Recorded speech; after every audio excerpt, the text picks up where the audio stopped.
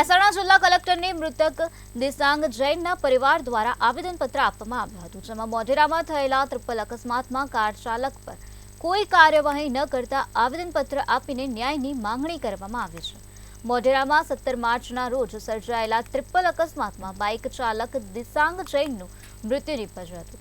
આ ટ્રિપલ અકસ્માત ઘટના મહેસાણા શહેર બી ડિવિઝન પોલીસે ભોગ બનનારને ન્યાય અપાવવાના બદલે મૃતક યુવાનને જ આરોપી બનાવી દીધો છે. તેવો મૃતક પરિવારજનોનો આક્ષેપ છે કે કાર ચાલક રૂપિયાવાળાનો દીકરો છે અને કદાચ નાની ઉંમરનો હોવાની શંકા વ્યક્ત કરવામાં આવી રહી છે. તેથી પોલીસે નોંધેલી ફરિયાદમાં કાર ચાલકનો ઉલ્લેખ જ કર્યો નથી. ટુ વ્હીલર જે અપાચી હતું એના વચ્ચેના અકસ્માતમાં મારા ભત્રીજાનું મૃત્યુ થયું છે. પણ ખરેખર પરિસ્થિતિ સાવ જુદી છે. ઘટના સ્થળે ઉપસ્થિત ક્રિએટા જેને તદ્દન બધી રીતે બચાવવામાં આ લોકો મહેનત કરી રહ્યા છે, જે વગદાર લોકો છે. અમે એ વખતે એ જે એરિયા હતો એની અંદર કેમેરા હતા નહીં, એટલે અમે અહીંયા કેમ્પેન શરૂ કર્યું હતું, જેના અંતર્ગત અમને એટલા બધા સબૂતો મળ્યા કે એની હાજરી ત્યાં ઉપસ્થિત છે.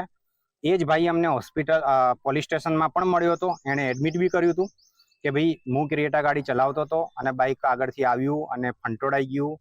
અને અમારા દીકરાને જે રીતે દોષી જાહેર કરવામાં આવ્યો છે કે જેમ કે 2 ગાડીઓનો અકસ્માત બતાવ્યો છે, એની જગ્યાએ 3 ગાડીનો અકસ્માત છે. ક્રેટા, એક્સેસ અને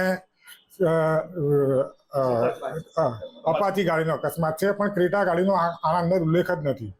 એટલે જેમ તેમ કરીને આ લોકોએ ક્રેટા ગાડીને બહાર કાઢી છે, તે અંદર લાવવા અમારી રજૂઆત છે.